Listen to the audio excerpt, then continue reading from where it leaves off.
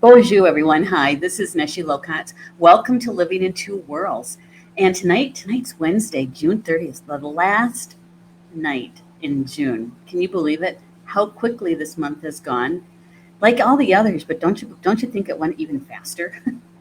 Feels like it to me anyway.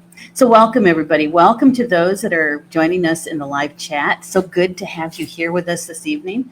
And those that will be watching by the recorded show, thank you so much for making time in your day to spend it with us. We do appreciate it. This evening, Star Nation's live stream shows, you know, it's got a really good show here, Living in Two Worlds. Why? Is because it's two of our favorite elders, and that is Carl and Ortrun Franklin.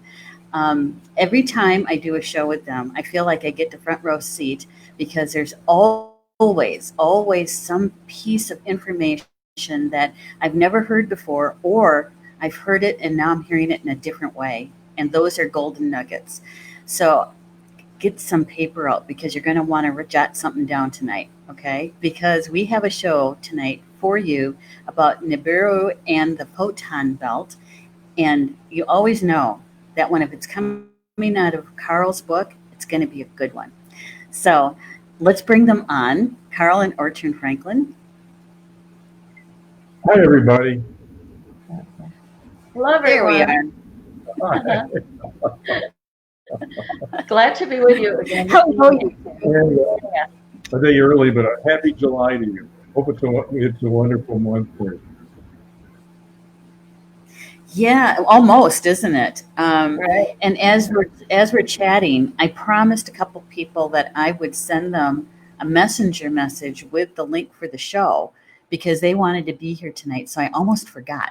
So I'm going to do that right now. And while I'm doing that, if you could do just a little brief explanation about what our topic is tonight so that our listeners will be able to understand the perspective that we're coming from. Okay, first of all, the photon belt. If you can picture in your mind our universe on a our solar system on a horizontal plane, making a 26,000 year circle. Only it's not exactly a circle because it's really a layer on a spiral, okay? But 26,000 years. Now, that's moving in a flat way. Now, that we have another circle that goes just the opposite. And every 13,000 years, our solar system goes through that other circle. That other circle is made up of photons. And photons are light, but in particle form versus being in wave form. So light can be a particle or a wave.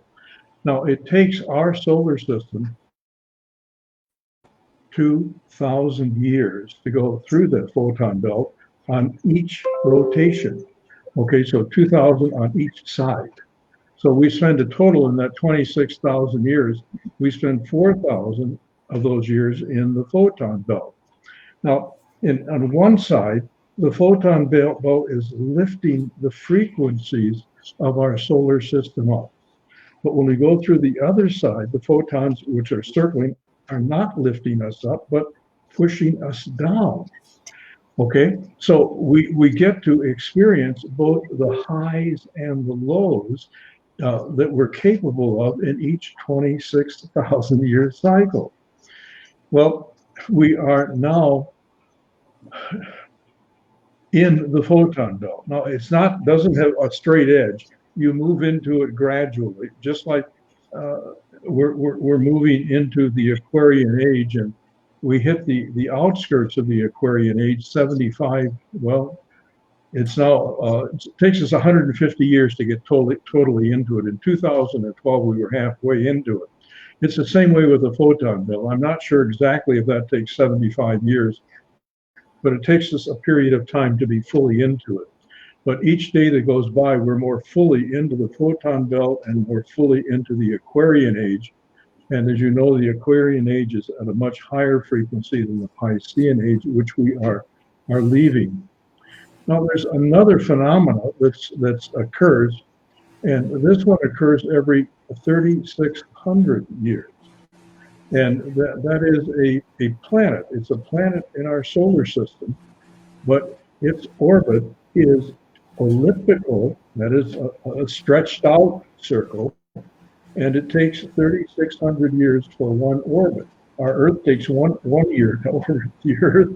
Nibiru takes 3,600 years. And Nibiru is a large planet. It's a rock planet, like the Earth, and so it has density, and it's 4 to 5 times larger than the Earth. And Nibiru is difficult to see because it tends to be shrouded in a cloud of dust. And this dust is coming off of its many moons. And it has so many moons. Some of the moons are clustered together, and they call them moon clusters. And many of those moons are emitting dust. And a lot of that dust travels around with Nibiru because of its tremendous gravity, and it shrouds the planet. So it's very difficult for astronomers to see. And because it doesn't have a regular orbit, like, a year or 5 years or whatever, it's just not that well known. Now, the last time it came through, the story is recorded in the Bible, and we know it as the story of Noah. But it's also recorded in many of the indigenous cultures throughout the world that were present at that time, in cave art and or in legend. So we know that Nibiru, its passage is close enough that it has a tremendous impact on the Earth. And one of the impacts is some of that dust is going to come to the Earth, which is going to make beautiful sunsets, but also cut back a little bit on the amount of energy that we receive from the sun. And also its gravitational pull. Because it's so much larger than the Earth, its gravitational pull and the electromagnetic field that that is emitted from Nibiru is much stronger than ours. So it is one of the primary reasons that we're having the crazy weather that we've been having, and this has been building up over about a decade now. And it seems to be becoming more and more erratic, and Nibiru is playing a role in that. Now, we've got these three factors all happening at the same time. We have moving from a lower Piscean age to a higher frequency Aquarian age. We have moving into this belt of high frequency energy called the Photon Belt, which is on the uplift. It's lifting up the frequency of our planet, and it is affecting all life forms on the planet, particularly ours. It's helping us to raise our consciousness. And then we have the third influence of Nibiru, and Nibiru is going to be making at its closest point to the Earth in February of 2022. All right? So we're being impacted by that energy. And that energy it's the electromagnetic energy and it's the gravitational energy is what we're going to experience most. And then this also the dust that is falling upon us now. Okay, so what does all of this mean for us? Well, it means that we are in an unprecedented rate of change, personally, planetarily, socially, religiously, economically. Everything is shifting. And a lot of the shift we're not familiar with because our history, well, it's really, our recorded history is relatively short. We don't fully know what effect Nibiru is going to have on the Earth. But if you add these three forces together, with the Photon Belt and the Aquarian age pulling us to higher levels, it bodes well. And hopefully that's going to transform whatever negative energy Nibiru might have, let's say not, hopefully it'll overpower that, or at least negate any negative energy that might fall out from Nibiru's passage. So that's the situation that we're in. And if you look at this year thus far, and we're just halfway through it now, the amount of change that has occurred, not only with the coronavirus and not only with the changes of lifestyle because of that, but the social changes in terms of um, race relations, in terms of relation with police, with our social institutions, the people shifting feeling about not only our government in the United States, but it seems to be something similar seems to be happening all over the world. So we have change occurring on so many levels, social, economic, religious, and that's the sign of the result of these changes that are now acting upon us. And if you've read my book at all, you have you know that our DNA is changing. The children are coming in. Most of them are coming in with a more evolved DNA. Humanity is evolving at an unprecedented rate. And if you follow the news at all, especially things like National Geographic, you read about all of the life forms that are going extinct. But what you don't read so much about, what is also happening, are the new life forms that are coming in, because the vibration of the earth has changed and is continuing to change. We know that the earth radiates an electromagnetic field that reaches out several 100,000 miles. It goes out of the North Pole, goes out into space, and comes back into the earth at the South Pole. And it's called the Schumann resonance, and that's the frequency of this electromagnetic energy leaving the earth. It was steady for about 45 years at 7.8 hertz. Now it's hitting peaks over 100 hertz. And that's since 1987. So the Earth is going through a very rapid evolution herself. And this is also affecting all life forms that exist on the planet. It appears that 2020 is going to be the most active year in terms of the amount of change that's occurring that we have had to date. My guess is 21 could be equally as changing, or even more so, until it may slow down or begin to slow down after Nibiru's passage. That's my personal feeling. So be ready for change. Now, what this presents for you and for me is an unprecedented opportunity for our own personal growth. And the growth that we're talking about primarily is not growth psychically or physically, but it's spiritual growth. And we have an opportunity to get in touch with the spirit realm that is all about us. It's in nature. It's in the very air that we breathe, and the water that we drink, the food that we eat.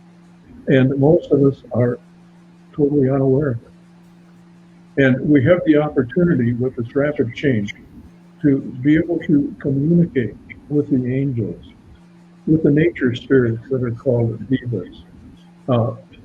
We have the opportunity to do what Jesus told us we could do. And that is, he said, everything that you see me do, you can do, and even greater. And this is the opportune time to learn to do that. And as you do that, you're raising your frequency of consciousness. And when you raise it to the Christed level, then everything that Jesus did becomes a part of your ability to. And so we have an unprecedented opportunity to become what we call a Christed being by being guided and filled and radiating Christed energy. And that's what this is all about. It's a crash course. It requires rapid change. We need to let go. Now, not only we, but all of society needs to let go of their third dimensional beliefs, values, actions, and so on. And the third dimension is based on fear. And the fifth dimension that we're moving into is based on love. All right? Anything that you are afraid of needs to come to the surface so that it can be transmuted or released. And this is part of the reason that at least most light workers are they're inundated. They're inundated with things coming up from within themselves to be dealt with. And it's an opportunity to change it. It's an opportunity to move into a higher level of consciousness. It's an opportunity to begin not only communicating with the angels and the divas and other highly evolved spirit beings, but it's an opportunity to begin to relate to and communicate with and receive conscious energy from your own divine soul. Your soul is a microcosm of the creator of our universe. And as we begin to relate more to it, it is able to share more of itself, not only with us, but through us. And the ideal here is to become one consciousness, one will with our divine soul. And as we do that, we will be moving into Christ consciousness. And if Nibiru in its passage creates disruptions in our, let's say, in the food supply or the energy supply, if we are functioning at a Christed level and we can provide this ourselves, not only for us, but for our loved ones and our neighbors and those who've not yet learned it. And we also, they're going to be open to learn. Hey, you can do this. Will you teach me how to do it? So it's going to create just a learning moment for many, many people. And you are being trained now to be their teacher and their way shower. And that's part of what it means to be a light worker at this point. So let me pause here and open it up to Ortrun and Neshi and anyone else that might have a comment. Ladies, what's on your mind? What? There's so much. There's so much. Go ahead. I said to Carl, I said, this is your topic. I said, this is very, very complicated. So it's really Carl's thing. So I think it's going to be mostly his show tonight. Yeah. But I was asking Carl earlier this evening, and Neshi, correct me if I'm wrong on this. Isn't there a map that shows like a 56,000 year, it's a calendar, and then within are all these different levels of calendars, like he's talking about, a 2,000 year or whatever. And are you talking about, did you say 36,000 years? 36,000. 26,000 year orbit, and within that, we go through the Photon Belt for each 2,000 years, twice a year. 2150. I think it's 2150. Yeah, because it's for us here on Earth. Now, each sign in the zodiac is 2,150 years. Yeah, there are 12 signs in the zodiac.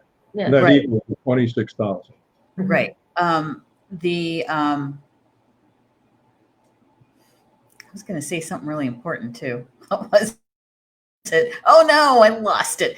But I was going to say is that the equinox especially and also the solstices, they're in that rotation.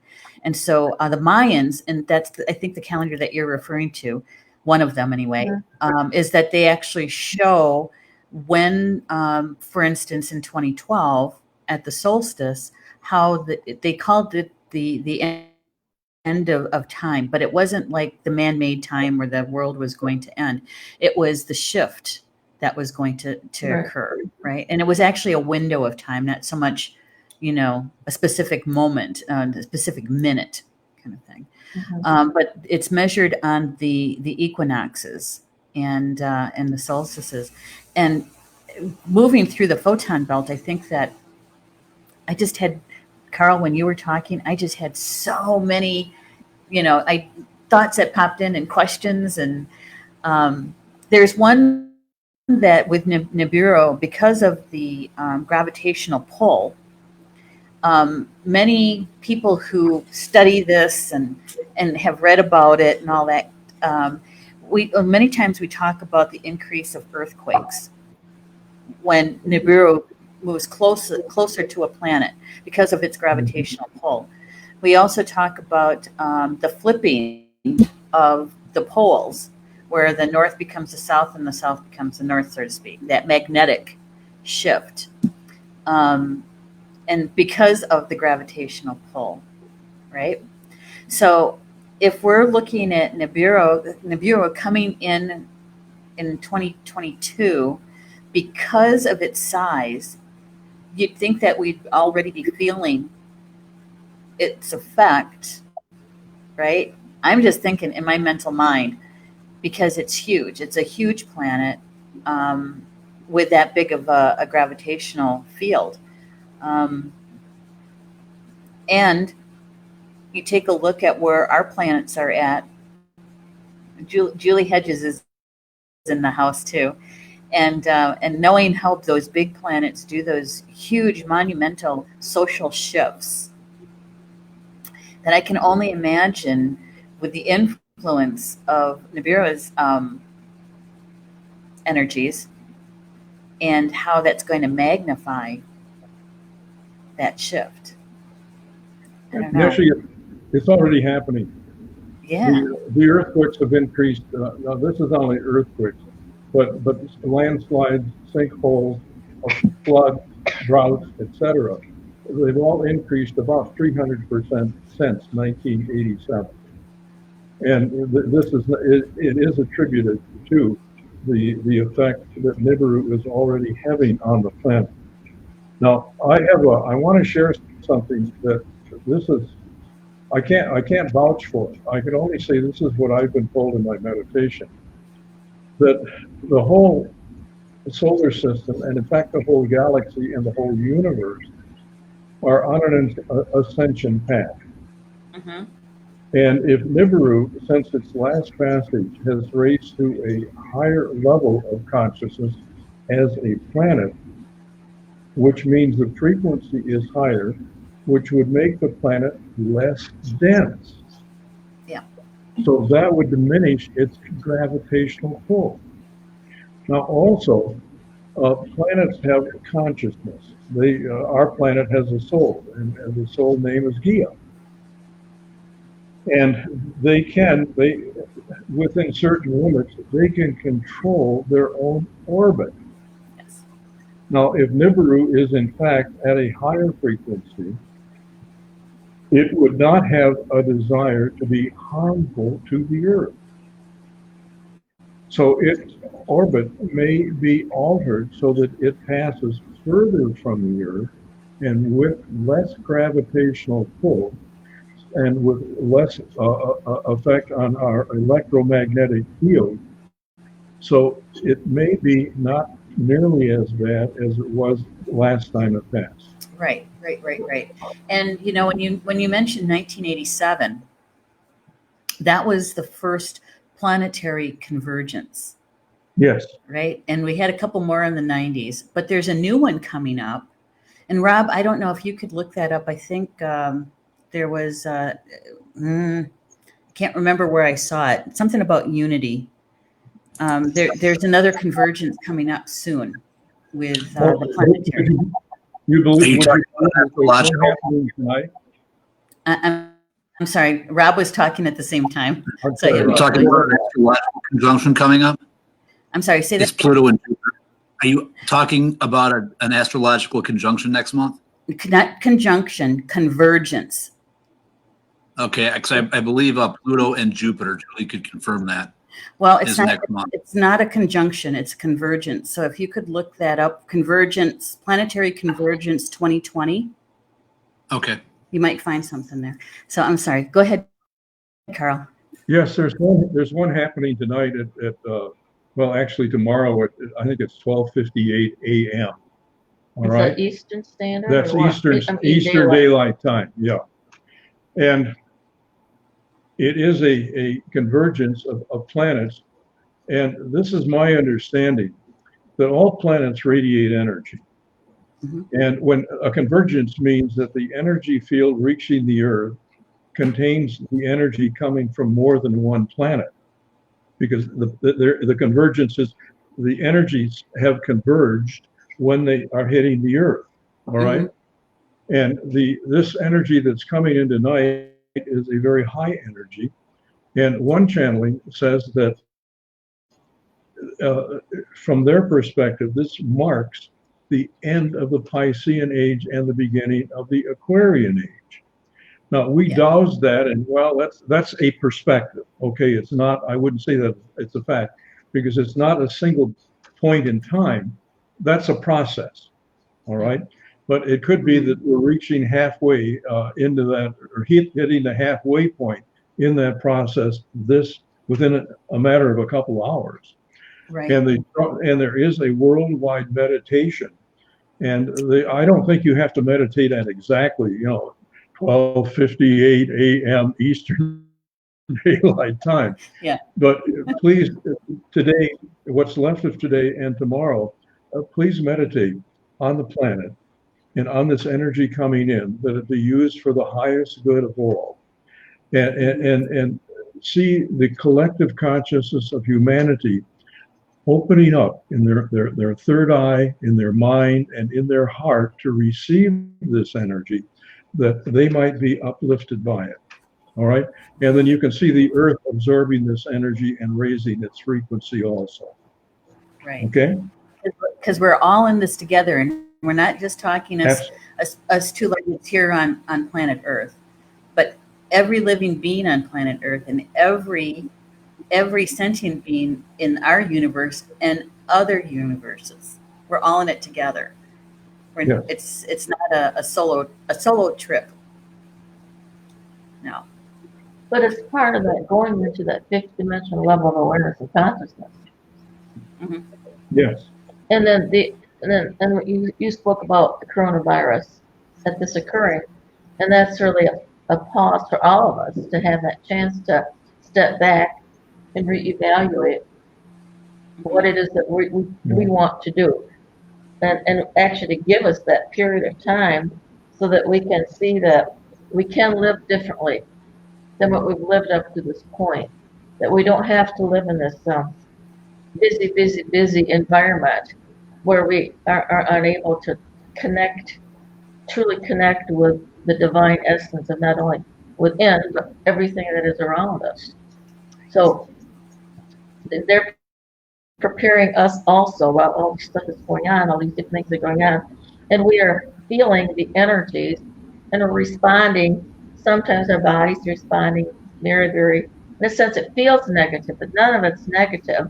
It's that it's happening, and with us all here, we've all chosen to be partners in this evolutionary process. Mm-hmm. So we're going to experience positive feelings and negative feelings, but it's all really good. And so when you have those aches and pains, you feel like you're having to lie down for the day.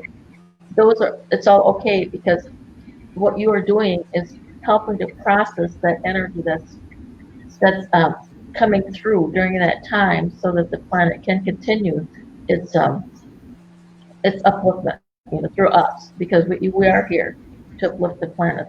That's really our whole purpose here. So we're all playing a role.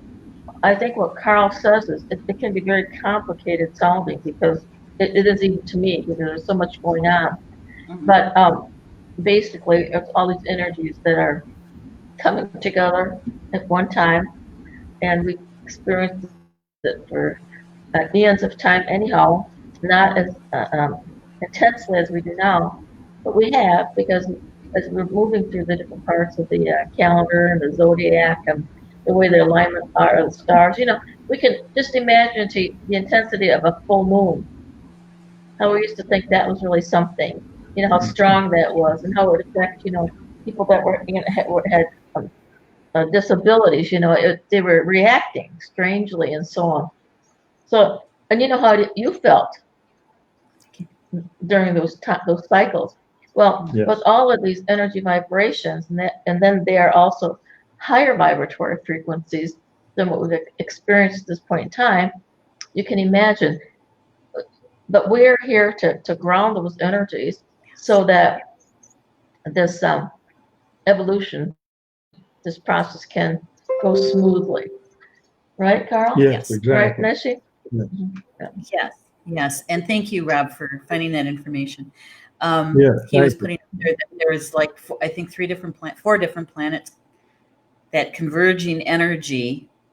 He had those listed, and that Mars and the Moon joined them in April. So that is the newest convergence of planetary Yeah. energy. Thank you, Rob. So the thing is that and I believe it's biblical, and I'm sure, Carl, you'll be able to let us know exactly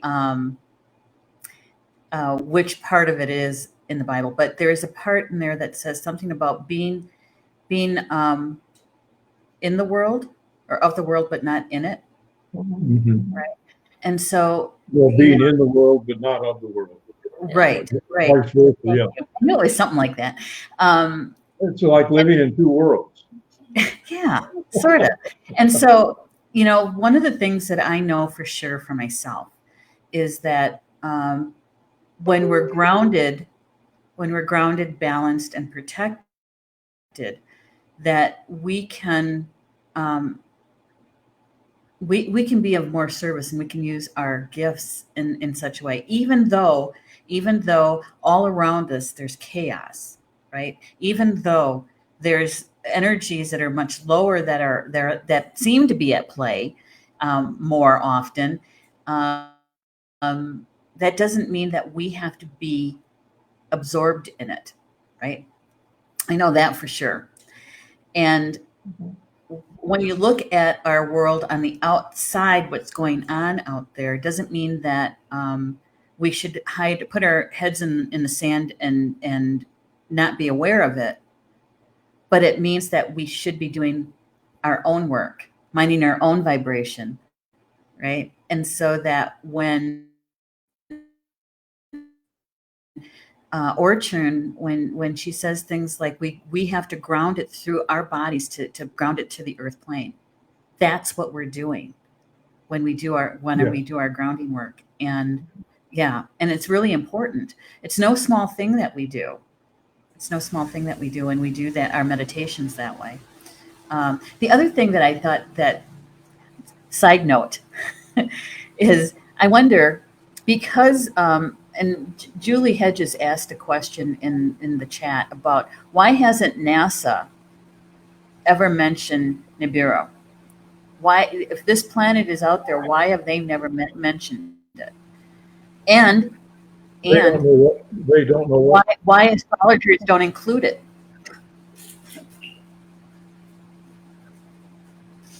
Say that the last statement again.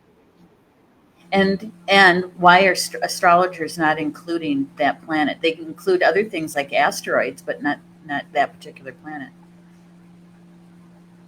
If Nibiru is the same as it was the last time it passed, it's going to cause tidal waves reaching up to 600 feet in height. This would require, when people knew about it, it would require about 50% of the Earth's population to move, because in points it will reach inland up to 50 miles. It's going to create panic. And my feeling is they should have announced this as a possibility as soon as they knew, so people could make plans and have time to make the adjustments. But it would create so much upheaval, so much fear, so much economic chaos, and so much emotional stress, that their choice is that no, we're not going to let them know until it becomes obvious, which means when it becomes visual without telescopes. Okay. So that's the reason. And we who are in the Midwest are in relatively safe position here because we don't have any really large bodies of water around us. If you can imagine what's going to happen to Florida, where the highest point in the state is 60 feet above sea level, and other coastal areas. So that's the reason that they haven't said anything. But by the end of this year, it's projected that it will be visible to the naked eye, and it's going to have to be dealt with. So if you think that we've seen chaos with the coronavirus, if that is true, that it will be visible by the end of the year, maybe what we're going through is just preparation.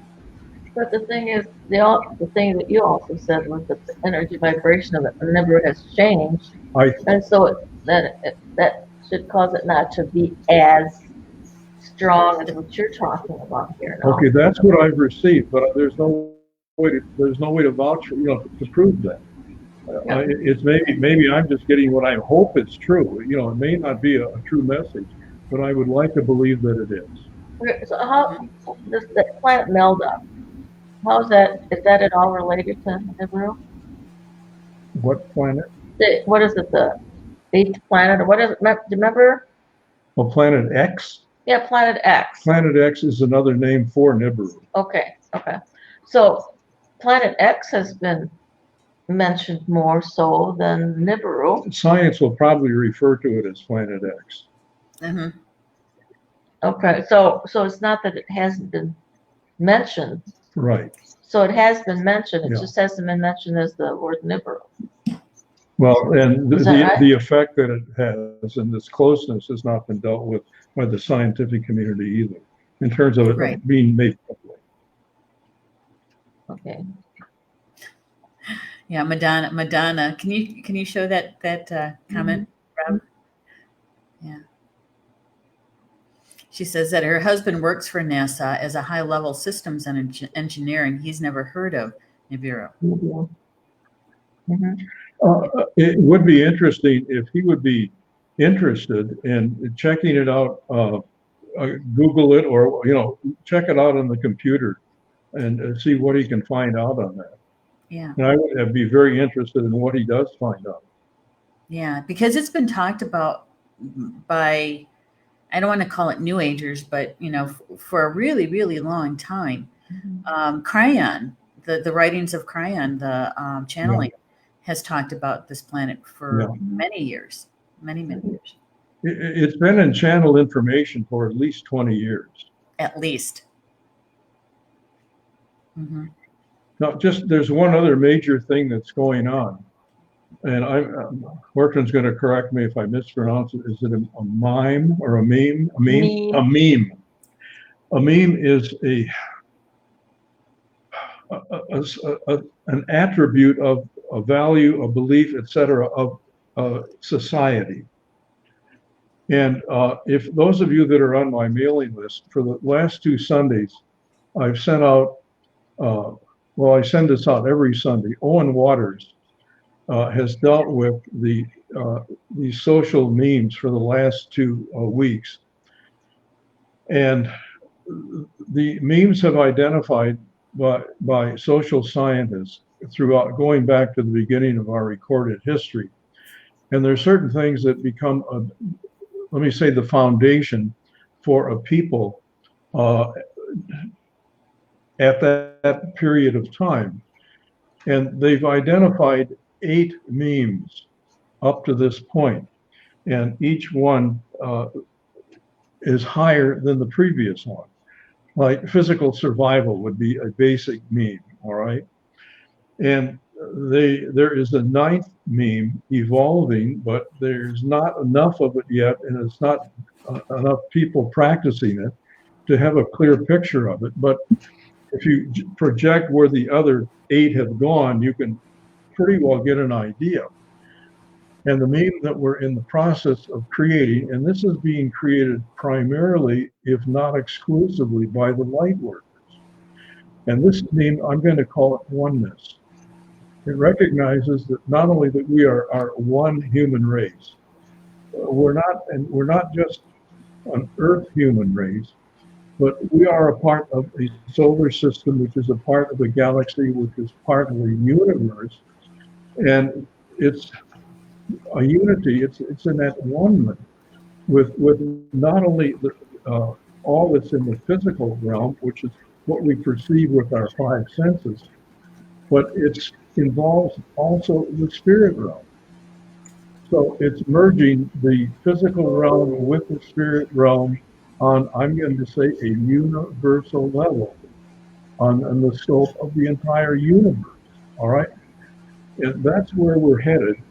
And the adjustment, or the things that we're going through, the changes that we're going through, are designed to help us move in that direction to open our minds, to expand our minds tremendously, and to open our hearts so that we're functioning out of our heart mind. We're connecting love and compassion with logic. Okay? And that's the direction that we're headed in as a society. The light workers are the ones that are creating this new meme, and we're doing it individually. And as enough individuals do this, we are creating this meme that the rest of humanity will, in their own time, follow. Now, there's another possibility happening here. And some of the channel messages have said, the light workers, they've endured enough. And they are really, they're ready for a break. And the plan A was that all of the earth with all of its humanity was going to evolve at the same time, ascend at the same time. And they're not recognizing that that's not probably not going to happen. It would take so long and it would endure so much, I'm going to say, discrimination and prejudice and hurt to the light workers. It's not fair to them. So they're looking at plan B. And plan B is that there's going to be a new timeline established here on Earth. And it will be a fifth dimensional timeline, whereas the Earth will remain, for those that are there, on their third dimensional timeline. And this will probably take place over at least several generations of time. So that it's just that when people die, when they reincarnate, where they reincarnate, whether it's on the third or fifth dimensional Earth, will be determined by their level of consciousness. All right? So that's, I can't say again as a fact that is happening, but I personally believe that it is. Any reactions here? That's a whole lot. I know, it's just, It's mind-boggling. Yeah, It right. takes us beyond our comfort zone, beyond where we are used to being. Yeah. Well, honestly, when we stop and we think about and feel about the evolutionary process in general, right? It takes thousands of years for something to evolve. Mhm. It doesn't happen physically overnight. It takes many, many generations to do that. For the physicalness, the evolution of a spirit, I don't think takes that long, Right. right? True. So can happen it really in is. one I think meditation.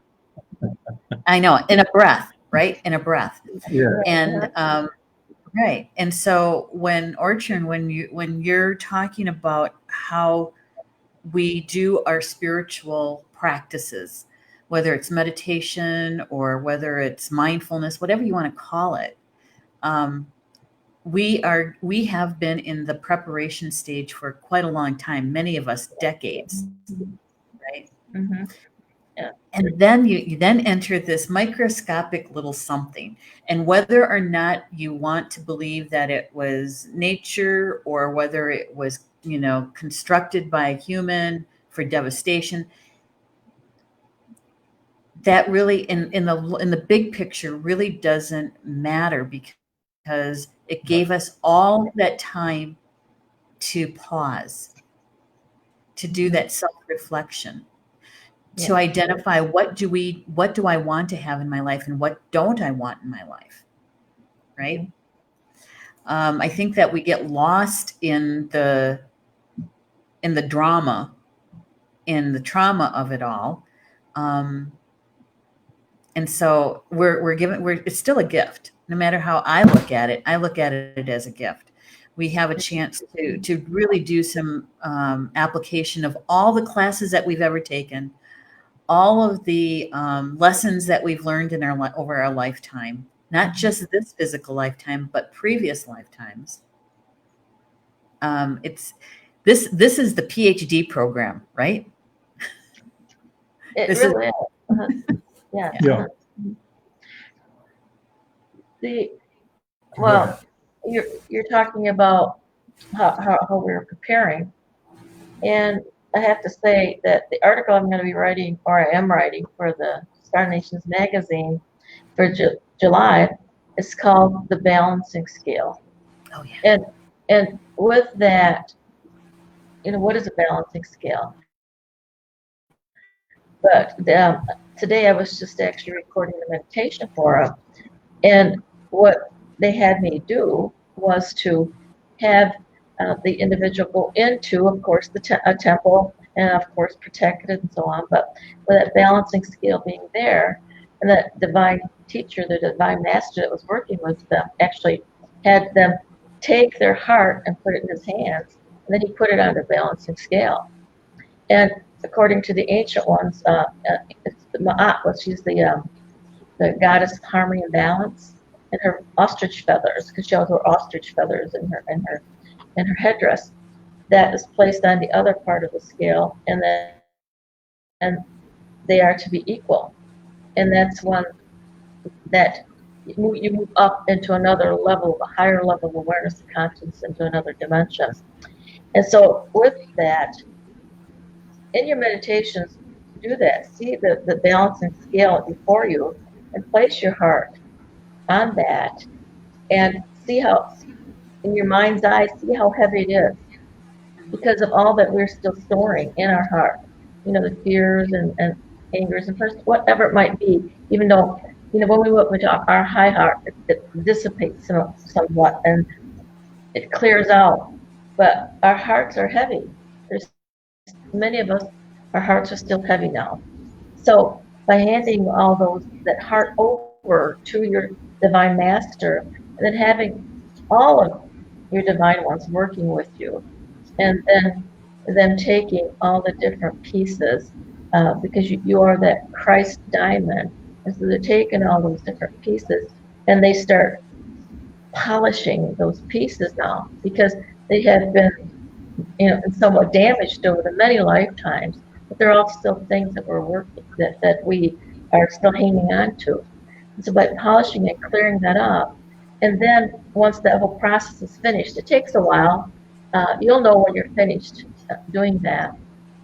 Then have your master again put your heart on that balancing scale, and see how much lighter it becomes, so that it really does even out, so that it does become as light as a feather.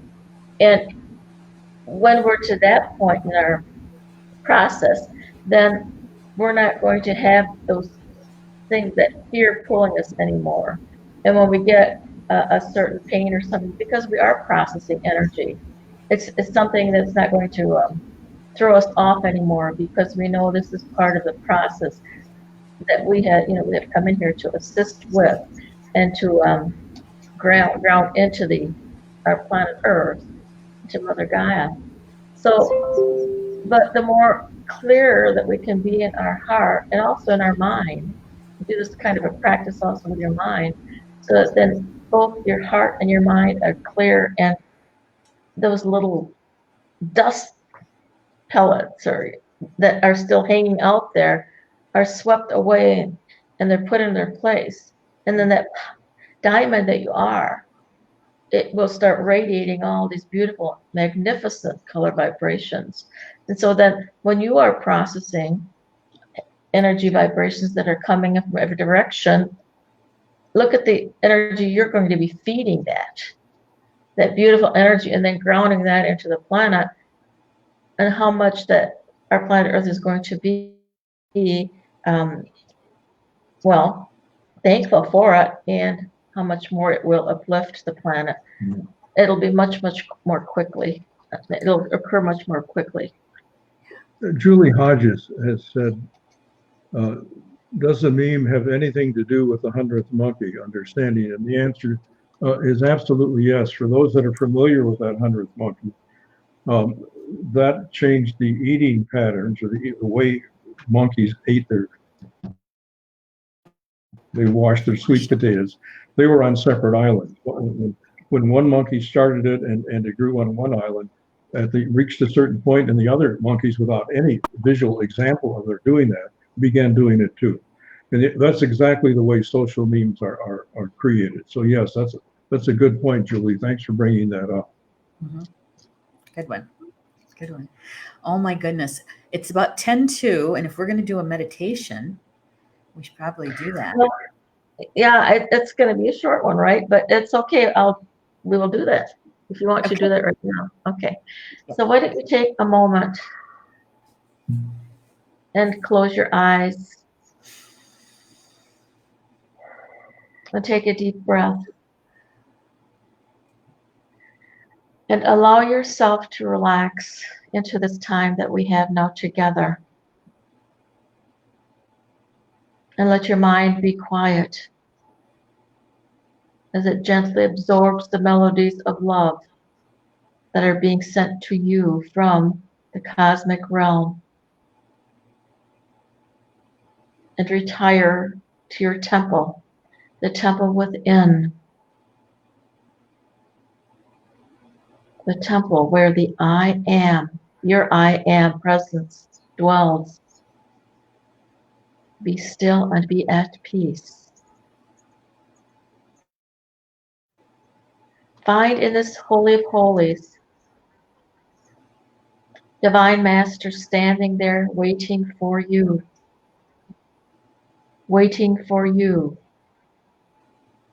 to take yet another step in your evolvement, in your level of awareness, moving into Christ essence, Christ consciousness, and on upward to divine consciousness. And while in this space, take a look at your heart. Take a moment and gaze upon it. Its rhythmic beat, the beauty of it, how it feeds us, how it nourishes us. Love your heart. Embrace your heart. And allow your heart to become that Christ diamond. If there is anything that is making your heart feel heavy, have these divine masters, healing masters that are with you now, remove those parts of your heart, that energy vibration that has been stored there, and see them, handling them for their assistance. Those that know energy vibration understand it and know how to alchemically transmute it. So they take these pieces, these parts of your heart, and each one begins to take it and moves on over to the wheel, the polishing wheel. And like the beautiful, beautiful taught stone, how it has become polished and beautiful, so also are the many pieces of your heart being polished even more and more. And as this is occurring, the vibratory frequencies are changing within these segments of it. And when it is fully polished, it is again pieced back in your heart. Pieced back in your heart. having replaced the old with the new.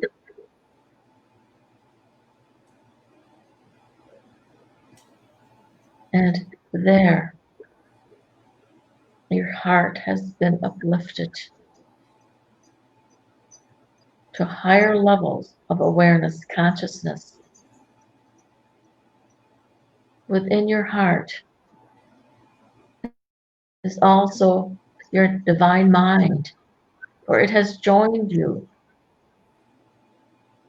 For as your heart has been uplifted to higher consciousness, divine merges with it. Heart, mind now functioning together so beautifully. And this too continues to draw you upward, even higher and higher.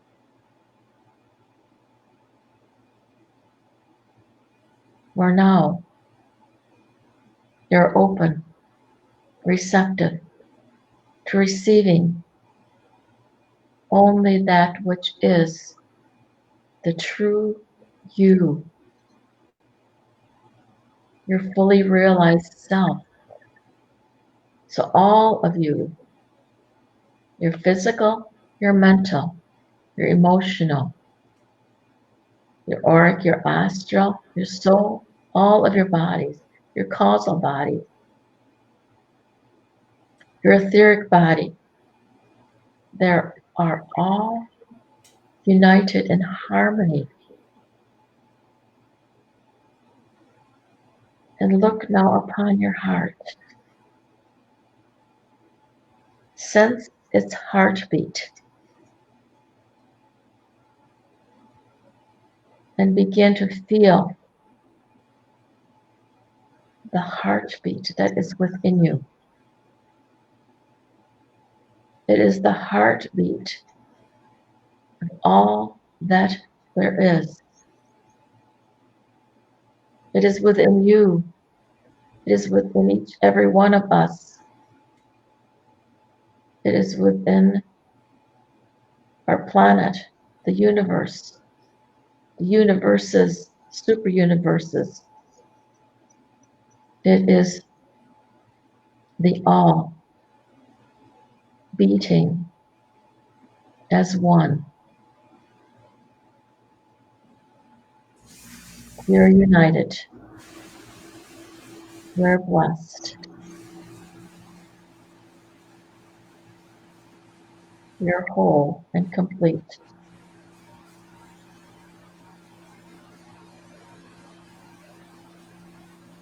And with this knowing,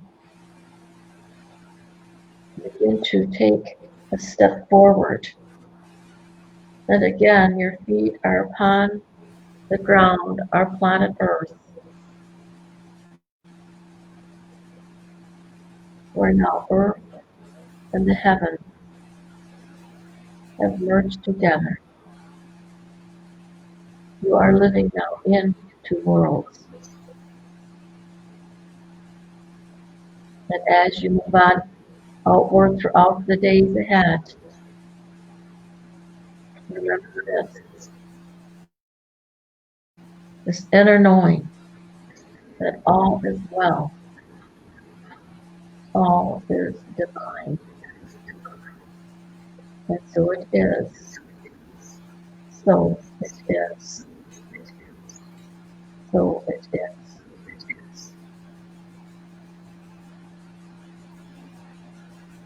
Thank you, Ortrun. Thank you. You're welcome.